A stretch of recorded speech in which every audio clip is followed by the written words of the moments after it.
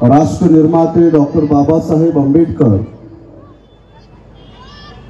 या दोन महापुरुषांसोबत सम्राट अशोक या तीन महापुरुषांचं संयुक्त जयंती निमित्त आयोजित आजच्या या विचाराच्या प्रचार आणि प्रसाराच्या कार्यक्रमाला उपस्थित या कार्यक्रमाचे अध्यक्ष नवगिरे सर, इथल्या महिला आघाडीच्या अध्यक्ष अल्लाटताई, युवक नेते विलेशजी अल्लाट, विलेशजी बोराटे, मंचावर उपस्थित ज्यांनी सत्यशोधक सारखा एक ऐतिहासिक चित्रपट बनवला ते आप्पा बोराटेजी, आणि ज्यांनी आताच सम्राट अशोकाचा एक अतिशय महत्त्वाचा इतिहास आपल्याला सांगण्याचा प्रयत्न केला ते माझे सहकारी राहुल खांडेकरजी, ज्यांच्या माध्यमातून मला आपल्या या मंचावर उपस्थित होता आलं ते माझे सहकारी ॲडव्होकेट नितीन कांबळेजी, आमचे सहकारी आमचे मार्गदर्शक संजीवन कांबळेजी. बांधवांनो, भगिनींनो, मला कल्पना आहे थोडा उशीर झालेला आहे. या मैदानावर आवाज थोडा इको बनत आहे. लहान मुलांचा आजूबाजूला गोंधळ सुरू आहे आणि आपल्या या परिसरात काही दिवसापासून बाबासाहेब आंबेडकर आणि महात्मा फुल्यांच्या जयंतीची जय्यत तयारी सुरू आहे. ही जयंती करण्याच्या पाठीमागचा उद्देश आपल्या सर्वांच्या लक्षात आला असेल. या पिंपरी चिंचवड शहरामध्ये हा जो चिखली जाधववाडीचा जो परिसर आहे हा आता नव्यानं प्रगती पथावर आलेला परिसर आहे. या भागामध्ये गावकी भावकीचा फार मोठा विषय चालतो. या भागातली माणसं, मी पिंपरीमध्येच राहतो, बाहेरून आलेला माणूस, गावचा माणूस, अशा प्रकारचा एक वेगळा मतभेदाचा प्रकार या पूर्ण शहरामध्ये. एक महिन्याभरापूर्वी या पूर्ण चिखली जाधववाडी आणि एकूणच या सगळ्या परिसरावर हजारो दुकानांवर बुलडोजर चालवण्यात आलं. त्याला लँड जिहाद म्हणतात. लँड, जमिनीचा वाद. जसा काही वर्षापूर्वी एक वाद चालू होता, लव जिहाद. हिंदू मुलगी, मुस्लिम मुलगा, उच्च जातीची मुलगी, मागासवर्गीय मुलगा, जर असं काही प्रेम झालं, जर असं काही एखादं लग्न झालं तर लव जिहादच्या नावाखाली महाराष्ट्रात ऑनर किलिंग केल्या जातात. मागासवर्गीय जातीतली असतील, मुस्लिम समाजातली असतील किंवा हिंदू समाजातली असतील, प्रतिष्ठेच्या नावाखाली अशा अनेक तरुण मुलांच्या कत्तली महाराष्ट्रामध्ये, देशामध्ये सुरू आहेत.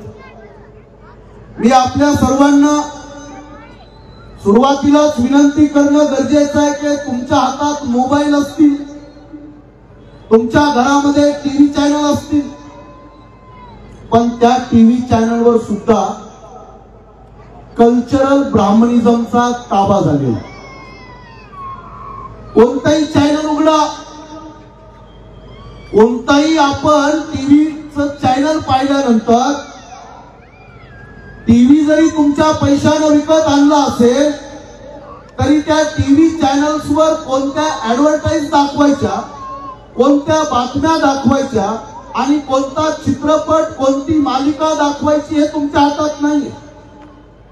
त्यामुळे तुम्ही महिन्याला हजारो रुपयाचे वाउचर मारता, पण तुमच्या मेंदूमध्ये त्याच गोष्टी टाकल्या जाणार ज्या इथल्या संविधानाला, महात्मा फुले आणि बाबासाहेब आंबेडकरांच्या विचाराला संपवणाऱ्या, त्यांच्या विचारामध्ये भेसळ करणाऱ्या. म्हणून आपल्यातल्या अनेक लोकांना मनोरंजनाच्या पलीकडे तुमच्या आयुष्यामध्ये काहीही नाही. टाइमपास, मोबाईल मध्ये टाइमपास, घरामध्ये टाइमपास, 24 तास आपले मेंदू एंटरटेनमेंट मध्ये अडकले आहेत. IPL चे मॅच चालू आहेत, सगळी तरुण मुलं आता IPL ची मॅच बघत बसली आहेत. महिलांसाठी एकदा टाळ्या यासाठी वाजवा की त्या सगळ्या सिरियलच्या मालिका सोडून इथं बसलेत. मोठी गोष्ट आहे. एक मालिका चुकली तर मरून जाईल एखादी बाई. एक एपिसोड, त्या मालिकांमधल्या महिला, मला एका मालिकेबद्दल आपल्याला बोलायचं कारण आपल्या डोक्यामध्ये हे महत्वाचं आहे. तुमच्या घरातल्या UG PG master degree courses केलेल्या मुलाला मुलीला या देशात सरकारी नोकरी इथून पुढे कधीही भेटणार नाही. हे सत्य काही तुम्हाला पचणार नाही. तुम्हा सगळ्यांना वेळ लागलाय मुलांना डिग्र्या देण्याचं, पण त्या डिग्र्यांना सन्मानजनक नोकऱ्या देशात आता भेटणार नाहीयेत. ते बंद झाले. आपल्या ज्या समस्या आहेत, आपल्या ज्या अडचणी आहेत, त्या अडचणी समजून घेण्यासाठी आपल्याकडे वेळ नाहीये. 12 महिने मनोरंजन करणारी माणसं आंबेडकर जयंती सुद्धा त्यांना मनोरंजनच पाहिजे. तिथेही ढोलक पाहिजे, तिथेही तबला पाहिजे. बाबासाहेब ऐकायचा पण कसा, टाइमपास होत असेल तर ऐकू, डोक्याला ताप नको. याचा अर्थ मी काही गायकांच्या विरोधात नाही आहे. गायक सुद्धा चोली के पीछे क्या है विचारत नाहीत. गायक सुद्धा बिचारे गाण्यामधून प्रबोधनच करायचं प्रयत्न करतायत. मी आपल्याला वेळेचं बंधन लक्षात घेऊन काही महत्वाचे ठळक मुद्दे मांडण्याचा प्रयत्न करतोय. त्याला आमच्या भाषेमध्ये इंटरप्रिटेशन म्हणतात. टीव्ही चॅनल्सवर सुप्रीम कोर्टात भांडण चालू असतं, टीव्ही चॅनल्सवर डिबेट चालू असतात. अर्धे लोक म्हणतात ते बाबासाहेब आंबेडकर असं बोललेच नाहीत, अर्धे लोक म्हणतात नाही बाबासाहेब असं बोलले. काल 11 एप्रिलला अल्लाटताई आणि बोराटे साहेब महात्मा फुल्यांचा चित्रपट प्रदर्शित करण्यासाठी विरोध झाला. बोराटे साहेबांनी कसा केल्याचा जोरदार टाळ्या वाजवून यांचं अभिनंदन करा. 6 केस चालू आहेत. म्हणजे केरला स्टोरी सारखा मुसलमानांबद्दल विष ओकणारा चित्रपट बरोबर रिलीज होतो. काश्मीर फाइल्स रिलीज होतो, पद्मावत रिलीज होतो, छावा चित्रपट रिलीज होतो. मी असे 100 चित्रपट सांगू शकतो. अतिशय घातक उडता पंजाब चित्रपट कुणी पाहिलं? उडता पंजाब सारख्या चित्रपटातल्या 89 सीनवर सेन्सॉर बोर्डानं कट लावला की 89 सीन बदला. चला एक सुद्धा सीन बदलला नाही. तो चित्रपट आता सगळीकडे पाहिला. तमिळ मधला एक हिरो आहे ऍक्टर विशाल. या विशाल नावाच्या ऍक्टरने एक चित्रपट बनवला. चित्रपटाचं नाव आहे मार्क अँटोनी. आणि हा चित्रपट प्रदर्शित करण्यासाठी त्याला 6.5 लाख रुपये सेन्सॉर बोर्डाच्या हरामखोराच्या घशात घालावे लागले. त्यानं नरेंद्र मोदींना, त्यानं देवेंद्र फडणवीस, एकनाथ शिंदेंना फोन केला, पत्र व्यवहार केला. 6.5 लाख रुपयाची घूस सेन्सॉर बोर्डाला दिली. हे प्रकरण फार ताजं आहे, मागच्या वर्षीच आहे. आणि महात्मा फुल्यांच्या चित्रपटाला काल महाराष्ट्रात प्रदर्शित होऊ दिलेलं नाही. विरोध करायला कोण? विरोध करायला अतिशय भंपक, म्हणजे आमच्यासारख्या माणसाचा कधी जर सामना झाला तर त्याच्या कानपटात 2 चापटा मी स्वतः मारील पहिल्या. तो काही भेटत नाही, दिसत नाही, लपून राहणारा आनंद दवे नावाचा ब्राह्मण महासंघ नावाच्या संघटनेचा स्वयंघोषित नेता, व आता विधानसभा लढला झालेला 200 मत, एवढा मोठा लागून गेलाय तो आनंद दवे. या महाराष्ट्रात देशामध्ये ज्योतिरावांना मानणारी करोडो माणसं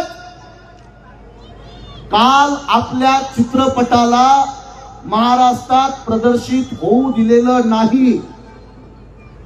आणि तो आनंद दवे म्हणतो की महात्मा फुलेंना ब्राह्मण लोकांनी दगड मारलेलं का दाखवतात. महात्मा फुल्यांना शाळा काढण्यासाठी, त्या राहण्यासाठी भिडेनं वाडा दिला, ते भिडे पण ब्राह्मणच होते. महात्मा फुल्यांच्या शाळेमध्ये ज्या पहिल्या 6 मुली आल्या त्याच्यातल्या 4 आमच्याच होत्या. शिकवायला जे शिक्षक होते ते सुद्धा आमचेच होते. आम्ही कुठं नाही म्हटलं. प्रश्न तुम्हाला आता नीटपणे समजायला पाहिजे. तुमच्यातल्या बोराटे साहेबांना मुद्दा म्हटलं की बसा. आणि आनंद दवे सारख्या आजही तुम्हाला मी सांगतो की आपल्या देशातले अनेक महापुरुष या लोकांनी पचवले, हजम केले. आता बोलताना आमच्या राहुल खांडेकरांनी उल्लेख केला की राहुल सोलापूरकर सारखा एक बकवास अभिनेता तो म्हणतो बाबासाहेब आंबेडकर वेदानुसार ब्राह्मण आहेत. आता वेद शब्द काही लोकांच्या लक्षात राहत नाही. बरं, लोकांच्या लक्षात एकच शब्द राहतो की बाबासाहेब काय ब्राह्मण होते का. ही जी शब्दांची चालाकी आहे, या लोकांचं पित्त खवळलेलं आहे. वर्षानुवर्ष बाबासाहेब आंबेडकरांना छळणारी, महात्मा फुलेंना छळणारी, या देशातल्या करोडो लोकांना साधं जमिनीवर थुंकण्यासाठी सुद्धा मनाई करणारी, या देशातल्या करोडो लोकांना अस्पृश्य घोषित करून जनावरांपेक्षा वाईट जीवन जगायला लावणारी ही माणसं आज अचानकपणे म्हणतायत की बाबासाहेब आंबेडकर वेदानुसार ब्राह्मण आहेत. बरं, एक वेळ बाबासाहेबांचं चालायला लागलं, महात्मा फुले इथल्या ब्राह्मणवादी व्यवस्थेला चालणार नाहीत. तर न चालण्याची मी 2 कारणं सांगतो आपल्याला. चित्रपटामध्ये 12 प्रकारचे ऑब्जेक्शन घेतलेत आणि या सेन्सर बोर्डाचा अध्यक्ष जो प्रसून जोशी आहे, या सेन्सर बोर्डाची सदस्य विद्या बालन आहे, त्या 12च्या 12 सदस्यांची मी तुम्हाला नावं सांगेन. आणि सेन्सर बोर्ड हा सरकारनं बनवलेली संस्था आहे. आणि या सरकारनं ठरवलं महात्मा फुल्यांचा चित्रपट दाखवायचा नाही, बंदी आणली. कारण काय, तर एक लहान मुलगा दाखवलाय शेंडीवाला, आणि तो सावित्रीबाई फुलेंना दगड मारताना दाखवला, चिखल की शेण मारताना दाखवला. तर यांचा पहिला ऑब्जेक्शन आहे की ते आम्हाला मान्य नाही. त्या चित्रपटाचा निर्माता म्हणतो की तुम्ही संपूर्ण चित्रपट बघा. ते म्हणतात आम्हाला संपूर्ण चित्रपटाचं घेणं देणं नाही. या चित्रपटामधून एका विशिष्ट जातीबद्दल द्वेष पसरवला जातो. मग छावा चित्रपटातून काय झालं, छावातला इतिहासच आहे आणि ते खरं आहे. औरंगजेबासारख्या हरामखोर राजानं संभाजी राजांना हाल हाल करून मारलं, सत्य आहे. मारायला कुणी सांगितलं त्याचा शोध महाराष्ट्र घेणार नाही. हे सगळं कारस्थान कुणी केलं त्याच्याबद्दल आपण बोलणार. एका चित्रपटामध्ये त्या छावाचा जो डायरेक्टर आहे ना अप्पासाहेब उतेकर, माफी मागितली त्यानं. डायरेक्टरनं माफी मागितली, मी चुकीचं दाखवलं, मला माफ करा. तेव्हा शिर्के परिवारानं त्याला सोडलं. बरोबर ना, तुम्ही चित्रपटातले जाणकार आहेत. तसं महात्मा फुलेच्या चित्रपटाच्या डायरेक्टरनं माफी मागायला नकार दिलाय. बिलकुल माफी मागणार नाही, कोणताही त्यातला सीन बदलणार नाही. मी हे एवढ्यासाठी तुम्हाला सांगतोय की आपल्यातल्या अनेक लोकांना हे आजही कळत नाही की बाबासाहेब आंबेडकर जे अमेरिका, इंग्लंड सारख्या देशामध्ये जेव्हा या देशातल्या माणसांना धोतर नेसण्याच्या पलीकडे काही संस्कृती नव्हती, जेव्हा या देशातल्या माणसांना कुठल्याही प्रकारच्या आधुनिकतेसोबतला माणूस जुळला नव्हता, तेव्हा 7 समुद्राच्या पलीकडे अमेरिकेतल्या कोलंबियामध्ये, इंग्लंडच्या ऑक्सफर्डमध्ये, जर्मनीच्या बोन युनिव्हर्सिटीमध्ये, जर्मनीमध्ये जाऊन संस्कृत शिकणारा डॉक्टर आंबेडकर आजही आपल्याला मुंबई सारख्या, दिल्ली सारख्या एखाद्या शहरात जायचं म्हटलं तर आपल्याला 4 नातेवाईक शोधावे लागतात, आपल्याला 4 मित्र शोधावे लागतात की मुंबईला मी कुणाकडे जाऊ. मग काय बाबासाहेब आंबेडकरांचे काय लंडनमध्ये नातेवाईक होते का? बाबासाहेब आंबेडकरांचे काय अमेरिकेत नातेवाईक होते? बाबासाहेब आंबेडकरांच्या शिक्षणाचा खर्च उचलणारा बाबासाहेब आंबेडकर लंडनमध्ये येतात, त्यांच्या राहण्या खाण्याची व्यवस्था करा असं इंग्लंड मधल्या अल्फ्रेड पीज नावाच्या अधिकाऱ्याला पत्र लिहून त्या अधिकाऱ्याला बाबासाहेबांची मदत करायला लावणारा राजा छत्रपती शाहू राजा आहे. आपल्या लोकांना काय, बाबासाहेब शिकले म्हणतात अमेरिकेत, बाबासाहेब शिकले लंडन मध्ये.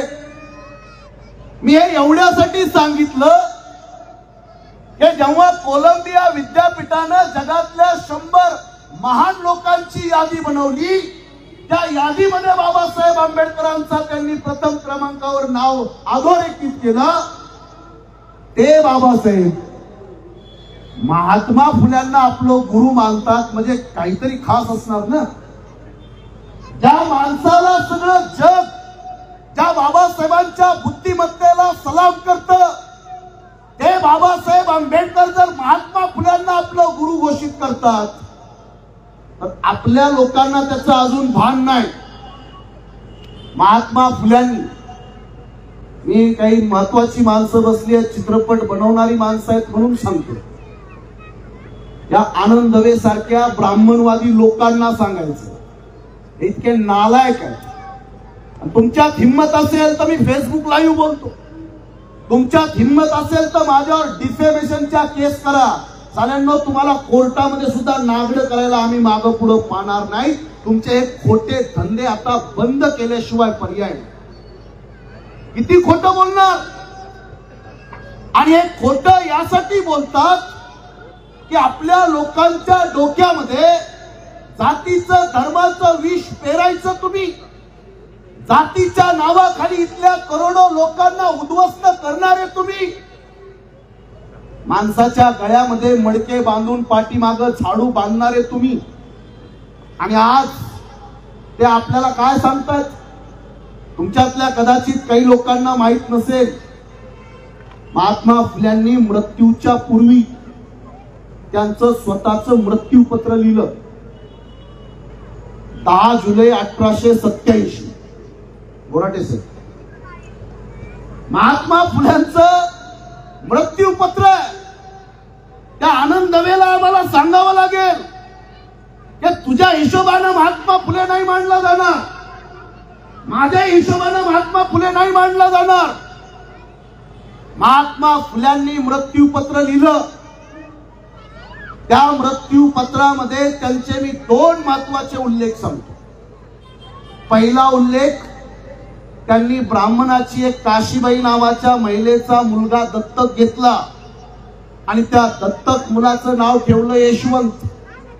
या यशवंताला त्यांनी नंतर डॉक्टर बनवलं. यशवंत चीन मध्ये गेला, चीन मधून मला वाटतं मेडिकलची डिग्री घेऊन आला आणि या पुण्यातल्या पर्वतीमध्ये यशवंतानं स्वतःचं हॉस्पिटल उभं केलं आणि प्लेगच्या कालखंडामध्ये यशवंतानं हजारो लोकांना प्लेग मधून वाचवलं.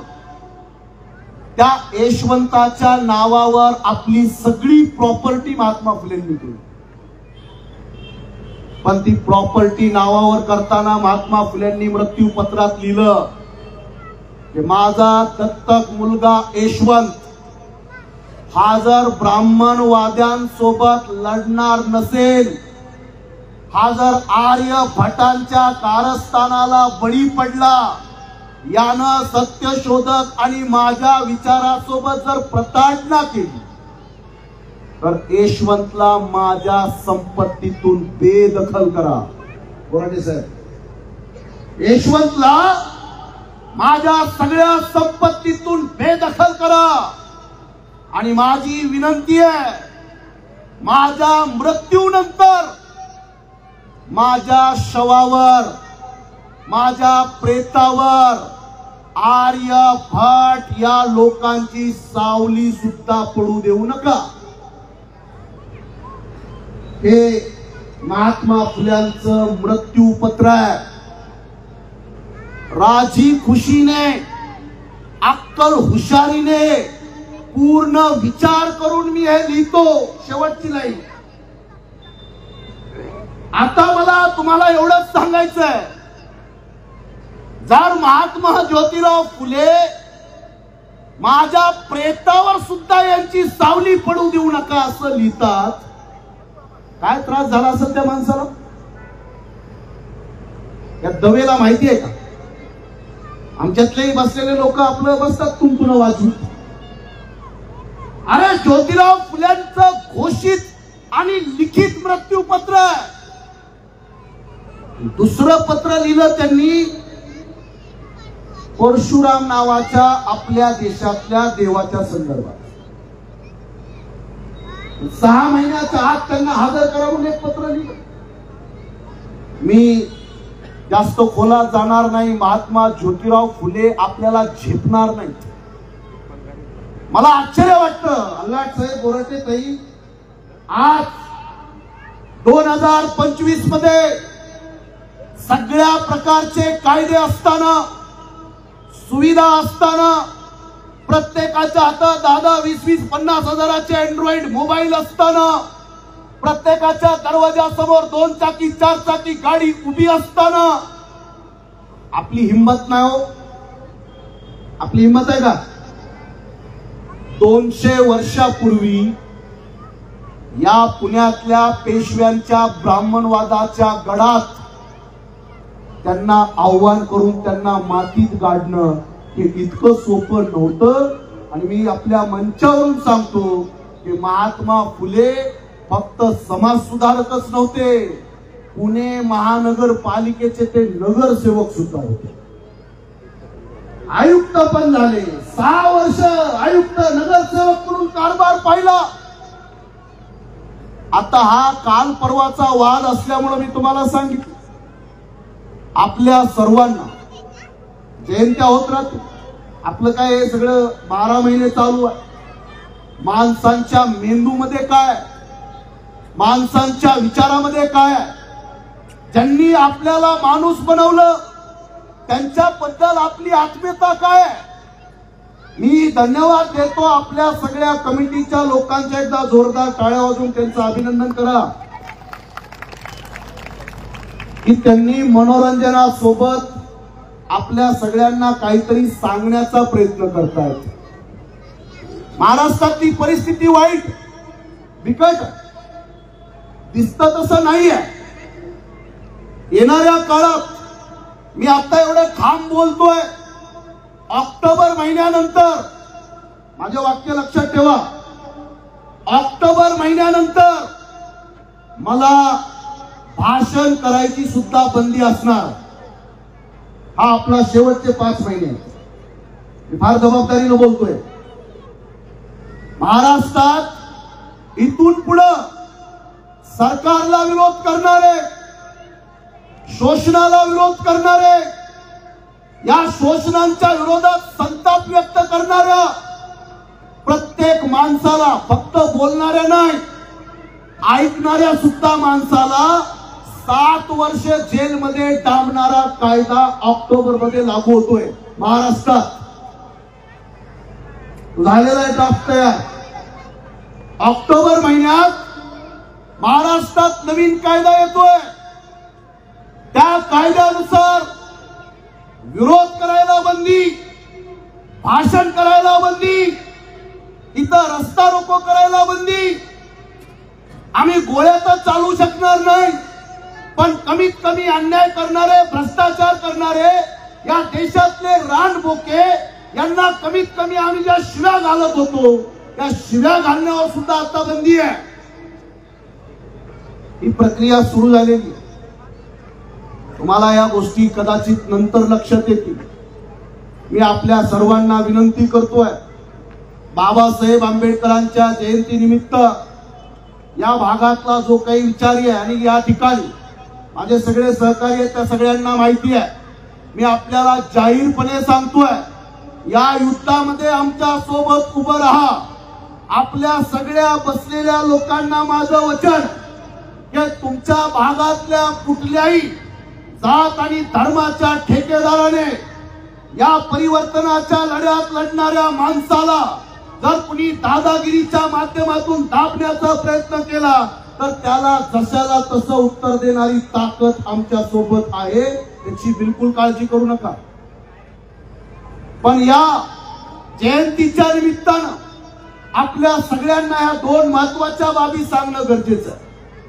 दुसरा अतिशय भयंकर विषय तो आपल्या डोळ्याच्या समोर झाला. सोमनाथ सूर्यवंशी नावाच्या एका मुलाचा पोलिसांनी पोलीस कोठडीमध्ये 7 ते 8 पोलिसांनी बेदम मारून एक मुलगा मारला. आणि बीड जिल्ह्यामध्ये संतोष देशमुख नावाचा सुद्धा एक मराठा समाजातला मुलगा मारला. हे दोन खून गेल्या 2 महिन्यापासून महाराष्ट्रभर त्याची चर्चा चालू आहे. मी आपल्याला यासाठी बोलतोय की एका बाजूला जयंत्या चालू आहेत आणि दुसऱ्या बाजूला तुमच्यातल्या अनेक लोकांना वाटत असेल की सोमनाथ सूर्यवंशीचा खून कुणी केला. लोक आम्हाला सहज म्हणतात ते पोलिसांनी मारले. मी आपल्याला विनंती करतो की पोलीस म्हणजे पोलीस नसतो. पोलीस म्हणजे स्टेट, पोलीस म्हणजे सरकार, पोलीस म्हणजे महाराष्ट्राचं राज्य सरकार. हे झालं. एक मुलगा रस्त्यावर उतरून विरोध करतोय, पोलीस त्याला उचलते, बेदम मारते. आजपर्यंत एका सुद्धा पोलिसावर गुन्हा दाखल नाही. ज्या पोलीस अधिकाऱ्यावर याचा आरोप आहे त्या पोलीस अधिकाऱ्याला हातात हात घालून महाराष्ट्राचे उपमुख्यमंत्री त्याच्यासोबत फिदी असतानाचे फोटो आणि व्हिडिओ सोशल मीडियात उपलब्ध.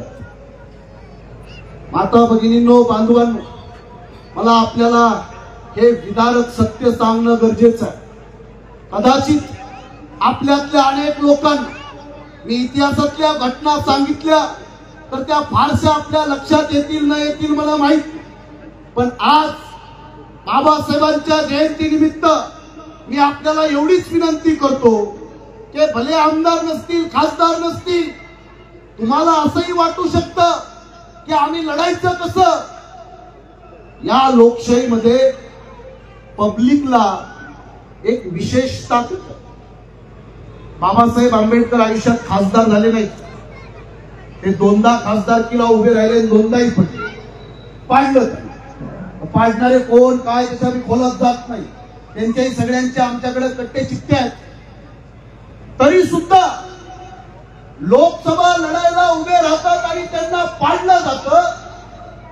तरी सुद्धा बाबासाहेब आंबेडकरांनी हा देश बदललेला. ते काही खासदार होते म्हणून नाही. बाबासाहेबांनी देश बदलला बुद्धिमत्तेच्या आधारावर. बाबासाहेबांनी देश बदलला विद्वत्तेच्या आधारावर. आणि मी बाबासाहेब आंबेडकरांची एक खंत, त्यांच्या मनातलं एक दुःख सर्वांच्या उपस्थितीत सांगणं गरजेचं आहे. बाबासाहेबांचं अतिशय गाजलेलं भाषण. बाबासाहेब म्हणतात, भारतातल्या लोकांना सापामध्ये देव दिसतो, विंचवामध्ये देव दिसतो, दगडामध्ये देव दिसतो, झाडामध्ये देव दिसतो. तुम्हाला सगळ्या महिलांना माहिती, सगळ्या महिला मोठ्या प्रमाणात वड सावित्रीची आपण पूजा करतो. या भागात तरी वडाची झाडं असतील. मुंबई सारख्या अतिशय घनदाट वस्तीमध्ये काही वडाची झाडं सापडत नाही. पण तरी सुद्धा तिथल्या महिला प्लास्टिकचं वडाचं झाड आणतात आणि त्याला पांढरा दोरा गुंडाळतात, त्याची पूजा करतात. बरं, आपल्या सगळ्यांना माहिती आहे की महिला काय साकडं घालतात. 7 जन्म हेच मॉडेल भेटलं पाहिजे. बरं, पुरुषांसाठी असा सण आहे का? पुरुषांनी काय साकडं घातलं असतं? पुरुषांनी साकडं घातलं असतं दरवर्षी. महिलांनी साकडं घातलं 7 जन्मच. बांधवांनो, भगिनींनो, मी आपल्याला एवढ्यासाठीच बोलतोय की आपल्या देशात प्रत्येक दगडापासून, झाडापासून, विंचवापासून, माकडापर्यंत, कुत्र्यापासून, गायीपर्यंत प्रत्येक जनावरांमध्ये आपल्या देशातली माणसं देव शोधतात, पूजाही करतात.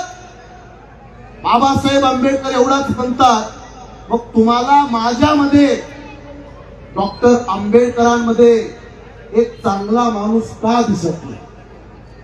बाबासाहेबांनी हा प्रश्न केला. आजही अनेक लोकांना बाबासाहेब पटतात, बाबासाहेबांची विद्वत्ताही त्यांना पटते, पण त्यांना बाबासाहेबांच्या जातीबद्दल जरा गडबड वाटते.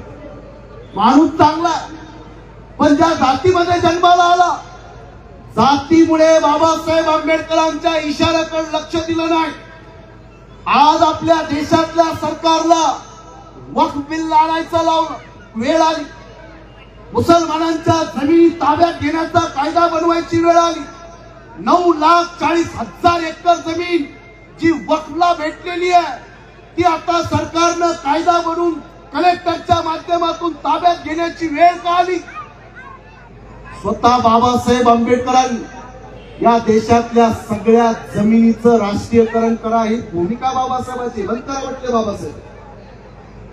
पीक विम्याचं राष्ट्रीयकरण, बँकांचं राष्ट्रीयकरण, नद्यांचं राष्ट्रीयकरण.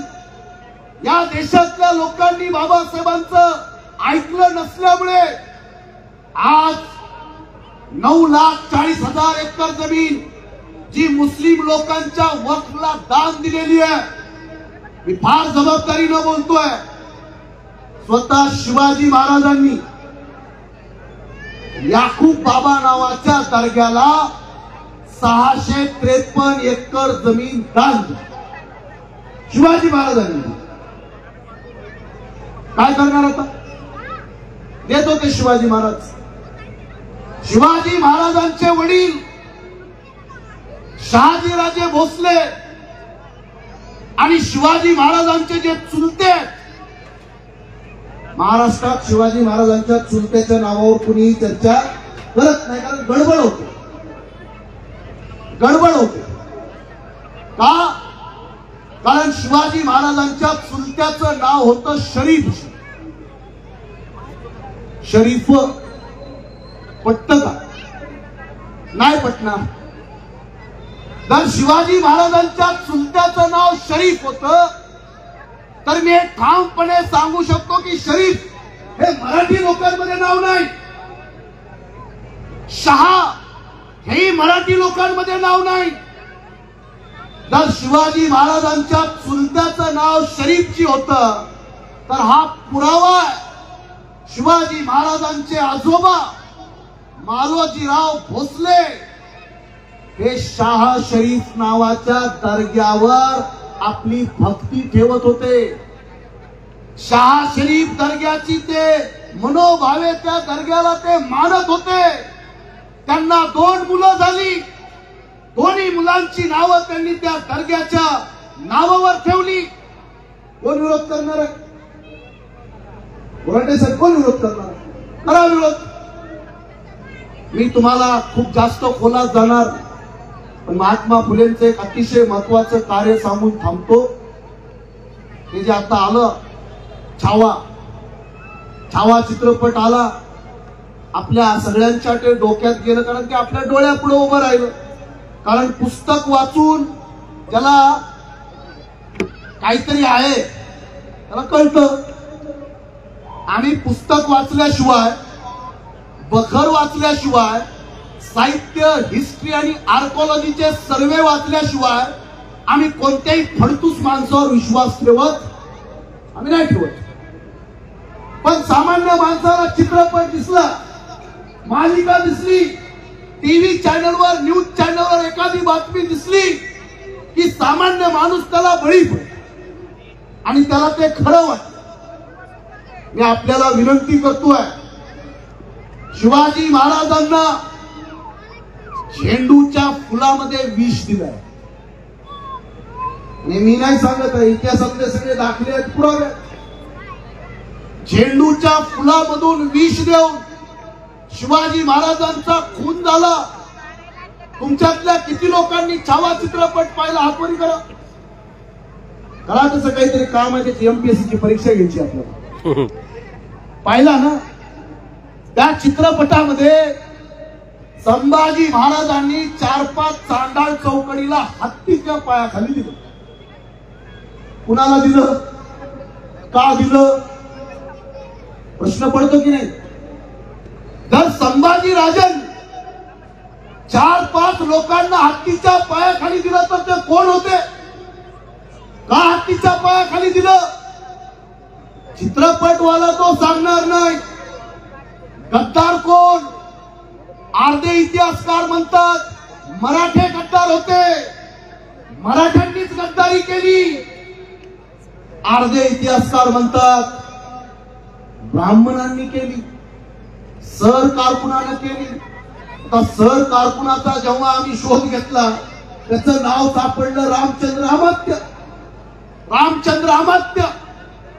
मी तुम्हाला एवढ्यासाठी बोलतोय की या सगळ्या चित्रपटामध्ये गद्दार कोण त्याचा तुम्ही शोध घेत बसा.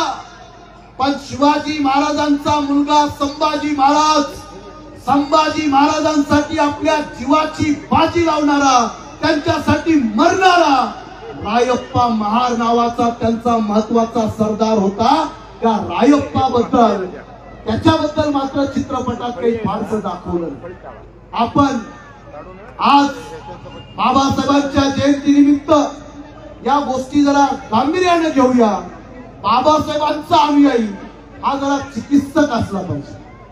बाबासाहेबांचा अनुयायी हा जरा विचारानं महाराष्ट्रातल्या प्रत्येक माणसाला, बाबासाहेबांचा विचार मांडणाऱ्या माणसाला जरा इतिहासाची आणि वास्तवाची ओळख असावी, ही भूमिका आजच्या जयंतीनिमित्त मांडतो. आणि आपल्या सगळ्यांना एक शेवटचं आव्हान करून थांबणार. आमचा शायर भीमराव अल्लीपुरी म्हणतो कि बुझते हुए चिरागों को फिर से जलाने की बात कर. बुझते हुए चिरागों को फिर से जलाने की बात कर. जातिवाद के पहाड़ को जड़ से हिलाने की बात कर. अगर कहता है खुद को तू भीम का बच्चा, तो ब्राह्मणवाद को मिट्टी में मिलाने की बात कर. बाबासाहेब आंबेडकरांचा जन्म इथल्या ब्राह्मणवादी विषमतेला, जातीला, धर्माला, गरिबीला, बेरोजगारीला, भ्रष्टाचाराला, या सगळ्यांना मूठमाती देण्यासाठी बाबासाहेब जन्माला आले. इथल्या रडणाऱ्या माणसाला हसवण्यासाठी जन्माला आले आणि प्रत्येक माणसाला त्याचा हक्क आणि अधिकार देण्यासाठी बाबासाहेब जन्माला आले आहेत. पण असं चित्र नाहीये.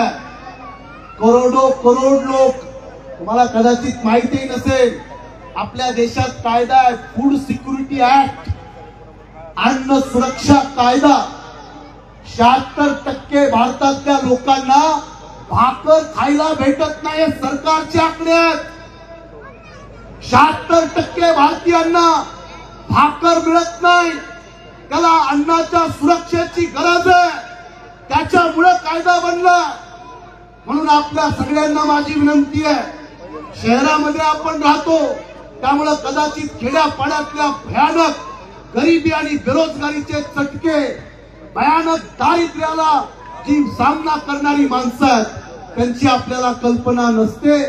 मी आज बाबासाहेबांच्या जयंतीनिमित्त आपल्याला एवढ्या शुभेच्छा देतो की इथून पुढं फक्त बाबासाहेब जिंदाबाद, जब तक सूरज चांद रहेगा बाबा तेरा नाम रहेगा, असं निसर्गावर सोडून चालणार नाही. आपल्या सर्वांची एक जबाबदारी आहे. या देशाला विज्ञानवादी भारत बनवण्याची, या देशाला संविधानिक भारत बनवण्याची, जर तुम्ही या देशातला हा जो जातीचा, धर्माचा आणि अंधश्रद्धेचा नंगा नाच जर तुम्ही थांबवला नाही तर येणाऱ्या काळात माणसांचे नरबळी देणारी व्यवस्था जन्माला येईल. चालू आहे सगळीकडं नरबळी. माणसं मारायचे, कुठल्या तरी ठिकाणी नेऊन कापायचे, जाळायचे, पुरायचे, लहान मुलं मारायचे, खूप आहे या देशामध्ये. बाबासाहेबांचा विचार जर जिवंत राहिला तर आपण सगळे सुरक्षित राहू, अन्यथा या देशावर मोठं संकट येईल. त्या संकटाला वाचवण्यासाठी आपण सर्वजण भविष्यामध्ये सज्ज राहूया. आणि मी शेवटी एवढीच विनंती करेन की कृपया आपले उचलेले अर्धगाभुळे डोके चालवणं थांबवा. अतिशय मी नम्रपणे सांगतो, आपली एवढी उंची नाहीये बाबासाहेब आंबेडकरांच्या विचाराला, सिद्धांताला फोडण्याची, त्यांच्या विचारामध्ये भेसळ करण्याची. जर बाबासाहेब आंबेडकर या व्यवस्थेला नरक म्हणतात, या नरकातून ते बाहेर पडतात आणि बुद्धांच्या विचाराची कास धरतात. आपली अर्धगाभुळी माणसं आजही त्या नरकामध्ये अडकली आहेत. आणि ज्यांनी बाबासाहेब आंबेडकरांच्या आदेश आणि सूचना डावलल्या, कृपया स्वतःला बाबासाहेबांपेक्षा अति हुशार समजण्याची भूल करू नका. जे त्यांनी सूचना दिल्यात त्या सूचनांचं पालन करण्याची मी आपल्या सगळ्यांना विनंती करतो. आणि आपल्या जयंती मंडळाच्या माध्यमातून एक चांगला उपक्रम या भागात आपण राबवत आहात, त्याबद्दल आपल्या सगळ्यांचं आभार मानतो.